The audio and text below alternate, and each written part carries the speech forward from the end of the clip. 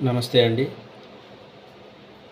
నిన్న బెంగుళూరులో RCB victory celebrations జరుగుతున్న సమయంలో తొక్కిసలాట జరిగింది. దాదాపుగా 11 మంది అంటున్నారు చనిపోయారని. అది చాలా బాధాకరం. అయితే దానిని బెంగుళూరు హైకోర్టు ఇన్సిడెంట్గా తీసుకొని ఈరోజు 2:30, 3 ఆ ప్రాంతంలో మధ్యాహ్నం దాని విచారణ చేపట్టబోతోంది. దీనికి మేబీ పోలీసు వారు పరిమితంగా పర్సనల్ని అలౌడ్ చేయకుండా ఎక్కువ మందిని లోపల పంపించారేమో స్టేడియంలో కానీ అనుకుంటున్నారు.